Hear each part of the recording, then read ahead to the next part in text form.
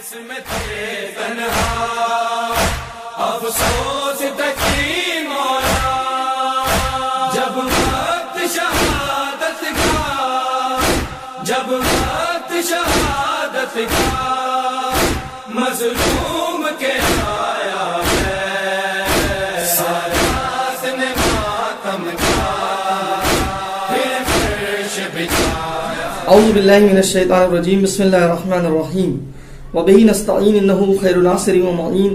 وصلی اللہ علی محمد وآلہ الطاہرین، اللہم صلی علی محمد وآل محمد وعجل فرجہم۔ ناظرین گرامی السلام علیکم۔ آج ہماری گفتگو کا عنوان ہے امام محمد تقی علیہ السلام کا لقب جواد کیوں ہے؟ ایک اہم سوال ہے، میں اس پر کچھ دیر آپ کی خدمت میں گفتگو کروں گا، لیکن اس سے پہلے تمہید میں کچھ باتیں مجھے آپ سے عرض کرنا ہے۔ سب سے پہلی بات یہ ہے کہ تمام معصومین علیہ السلام پروردگار عالم کے تمام اسماء حسنہ کا کامل اور مکمل مظہر تھے، لہذا وہ جو اسماء الہی ہیں، پروردگار عالم کے اسماء حسنہ ہیں، وہ تمام معصومین علیہ السلام کے ہاں جلوگر تھے۔ چنانچہ اگر ایک صفت کسی ایک معصوم میں پائی جاتی ہے تو وہی صفت اسی شدت کے ساتھ، اسی کمال کے ساتھ دوسرے معصوم کے ہاں بھی پائی جاتی ہے۔ مثال کے طور پہ اگر ہمارے اور آپ کے چھٹے امام علیہ السلام صادق ہیں اور ان کے ہاں صداقت کی صفت پائی جاتی ہے کہ خود اصل میں صادق پروردگار عالم ہے اور یہ پروردگار عالم کی صفت صداقت کا مظہر تام ہے، تو اگر یہ صفت چھٹے امام علیہ السلام کے ہاں پائی جاتی ہے تو ایسا نہیں ہے کہ باقی معصومین علیہ السلام کے ہاں یہ صفت نہ پائی جاتی ہو، نہیں، اسی شدت اور اسی کمال کے ساتھ باقی معصومین علیہ السلام کے ہاں بھی یہ صفت پائی جاتی ہے۔ تو پھر سوال یہ ہے کہ آخر چھٹے امام علیہ السلام کو ہی صادق کا لقب کیوں دیا گیا؟ اس کے پیچھے راز یہ ہے کہ ہر زمانے کے حالات اور شرائط، سرکمسٹانسز الگ الگ تھیں، اور جیسے حالات ہوتے تھے اس کے مطابق جو صفت امام معصوم سے زیادہ ظاہر ہوتی تھی معاشرے میں لوگ امام علیہ السلام کو اسی صفت کے عنوان سے یاد کرتے تھے یا وہی ان کا لقب بن جایا کرتا تھا۔ لہذا چھٹے امام علیہ السلام کی صداقت کا کلمہ جب سب نے پڑھا اور آپ کی صداقت کا عالم دیکھا معاشرے نے، اور ظاہر ہے کہ کچھ حالات بھی ایسے تھے کہ جہاں پر آپ کی یہ صفت زیادہ ظاہر ہوئی، چنانچہ لوگوں نے آپ کو صادق کہہ کر کے خطاب کیا اور آپ کو یہ لقب دیا گیا۔ تو اسی طریقے سے ہمارے اور آپ کے نویں امام علیہ السلام کے زمانے کے حالات کچھ ایسے ہیں کہ جہاں پر آپ کے وجود سے صفت جود اور سخاوت زیادہ ظاہر ہوئی، اور امام جواد علیہ السلام پروردگار عالم کی صفت جود کا مظہر تام بنے، اور تھے، ہمیشہ سے تھے، بلکہ تمام معصومین علیہ السلام پروردگار عالم کی صفت جود کا مظہر تام ہے، لیکن امام جواد علیہ السلام یعنی امام محمد تقی علیہ السلام نے اس صفت کو حالات کے تقاضوں کے اعتبار سے زیادہ اپنے آپ سے ظاہر کیا، اپنے وجود سے زیادہ آپ نے اس کو جلوگر کیا، چنانچہ لوگوں نے آپ کو جواد کہنا شروع کیا اور آپ کو اس لقب سے یاد کیا۔ جو جود اور سخاوت نویں امام علیہ السلام کے پاس ہے اور جس صفت کے مالک وہ ہیں، اس کی خاصیت کیا ہے؟ توجہ کیجئے گا، اس کی خاصیت یہ ہے کہ یہاں جود اور سخا اپنے تمام و کمال کے ساتھ ہے، یعنی آپ کی جود و سخا میں کوئی نقص نہیں ملے گا، آپ کو کبھی نقص نہیں ملے گا۔ کیوں؟ اس لیے کہ یہ پروردگار عالم کی جو صفت جود اور صفت سخاوت اور کرم ہے، یہ اس کی تجلی ہے، اس کا جلوہ ہے، اور پروردگار عالم کی ذات میں یا اس کے صفات میں نعوذ باللہ کوئی عیب نہیں پایا جاتا، کوئی نقص نہیں پایا جاتا، اس کے تمام صفات پرفیکٹ ہیں۔ تو وہ ہستیاں کہ جو اس کا مظہر ہے اس کے صفات کا، ان کے ہاں بھی جب وہ صفات ظاہر ہوتے ہیں تو ان میں کسی بھی قسم کا نقص نہیں پایا جاتا۔ ایک اور بات کہ یہ جو جود اور سخا ہے یہ دائمی ہے، ایک مرتبہ ہو سکتا ہے کوئی عام انسان بھی وقتی طور پہ یہ صفت جود و سخاوت اپنے اندر پیدا کر لے، لیکن یہ ضروری نہیں کہ اس کے اندر یہ صفت دائمی ہو، پرماننٹ ہو۔ امام علیہ السلام کے ہاں یہ صفت پرماننٹ ہے، اس لیے کہ میں نے جیسا کہ عرض کیا کہ یہ صفت جود پروردگار کا مظہر ہے، تجلی اور جلوہ ہے، لہذا یہاں پر بھی یہ صفت کامل ہے اور دائمی ہے، چونکہ پروردگار بھی ہمیشہ سخی ہے، ہمیشہ سخاوت کرنے والا ہے، بخشش کرنے والا ہے، عطا کرنے والا ہے اپنی مخلوقات کو، وہ ہمیشہ عطا کرتا ہے۔ اور ایک بات آپ کی خدمت میں عرض کروں کہ جس طرح سے پروردگار جب عطا کرتا ہے اور بخشش سے کام لیتا ہے تو اپنی تمام مخلوقات کے لیے اس کی عطا ہوتی ہے، تمام بندوں کو عطا کرتا ہے، اس میں کافر و مشرک و مومن نہیں دیکھتا۔ ویسے ہی یہ ہستیاں بھی جب عطا کرتی تھیں تو ان کی خصوصیت یہ تھی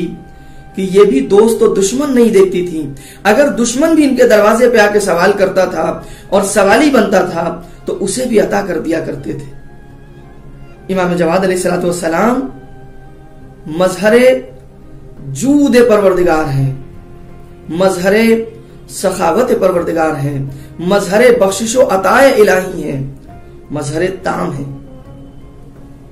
ایک بات عرض کروں آپ کی خدمت میں کہ جب جود و سخاوت کا ذکر آتا ہے تو ہمارے ذہنوں میں یہ تصور پیدا ہوتا ہے کہ جود و سخاوت صرف مالی ہوتی ہے، مال کی جود و سخاوت، مال کو عطا کر دینا، بخشش سے پیش آنا مال کے حوالے سے، مال بخش دینا۔ نہیں میرے عزیزوں، اس کا مفہوم بہت وسیع ہے،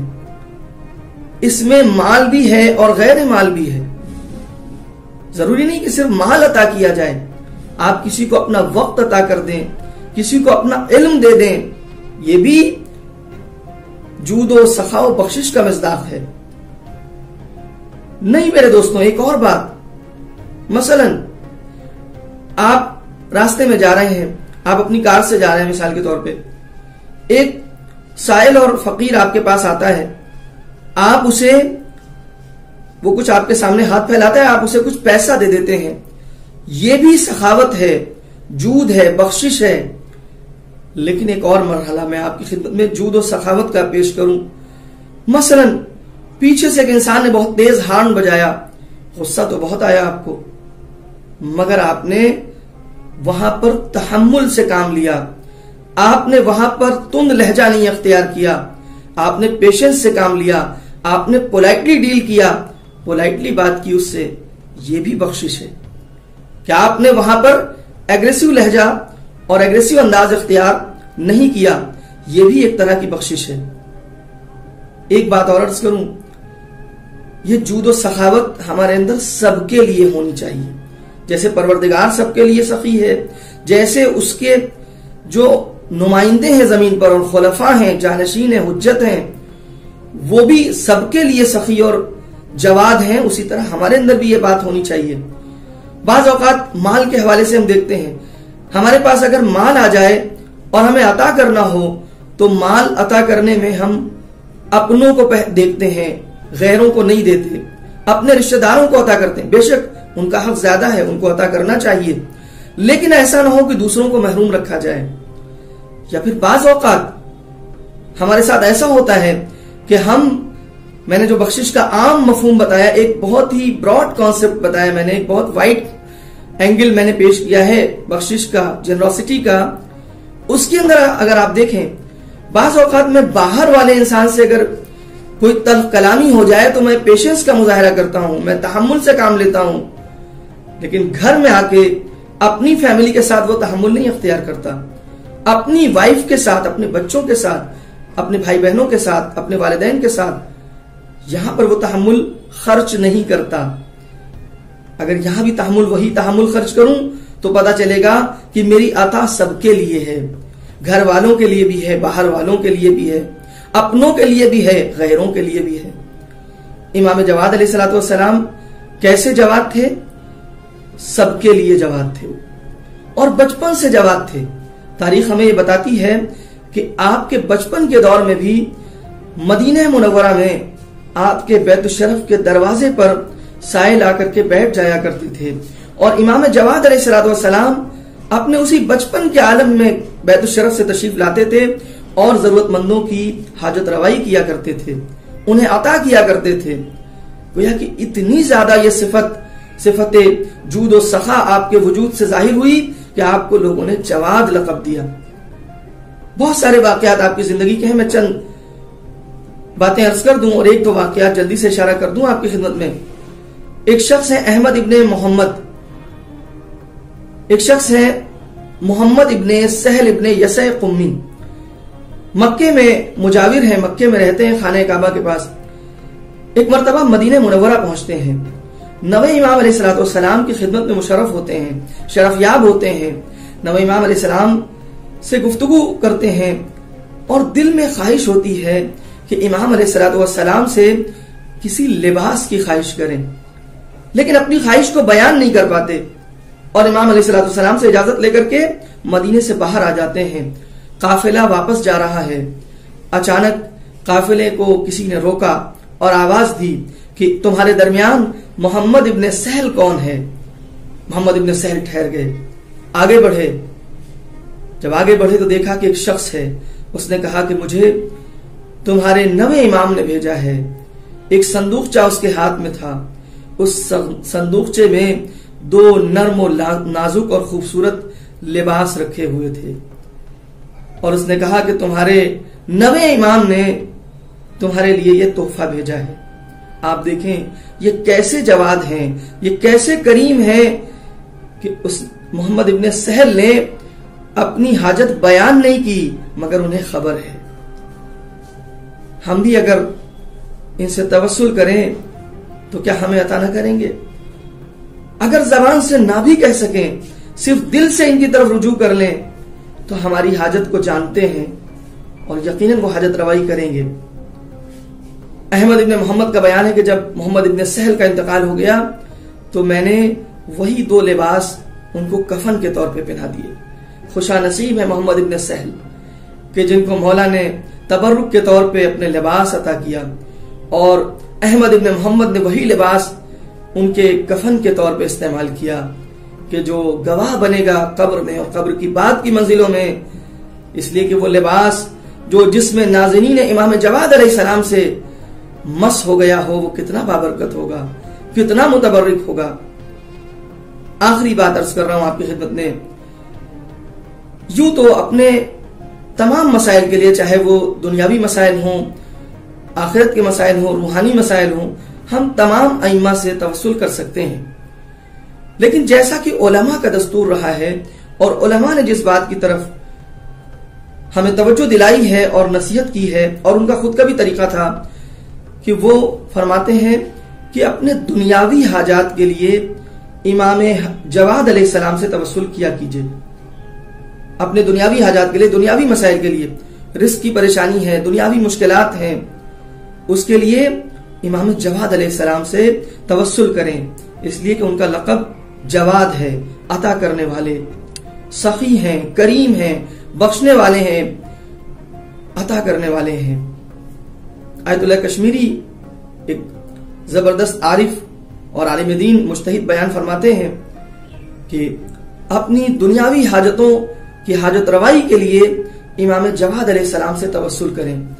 اور اس کا طریقہ یہ ہونا چاہیے کہ صلوات پڑھیں اور امام جواد علیہ السلام کی خدمت میں ہدیہ کریں، یا پھر سورہ یاسین کی تلاوت کر کے امام جواد علیہ السلام کی روح کو ہدیہ کر کے ان سے اپنی حاجت طلب کریں۔ انشاءاللہ امام جواد علیہ السلام کے طفیل میں اور ان کے توسل سے پروردگار آپ کی اس مشکل کو آسان کرے گا اور آپ کی حاجت کو ضرور پورا کرے گا۔ میں یہیں پر آپ سے اجازت چاہوں گا اور گزارش کروں گا کہ اپنی تمام اس طرح کی حاجات کو امام جواد علیہ السلام سے عرض کیجئے، ان سے توسل کیجئے اور ان سے طلب کیجئے، اور میرے حق میں بھی دعا کیجئے۔ والسلام علیکم ورحمۃ اللہ وبرکاتہ۔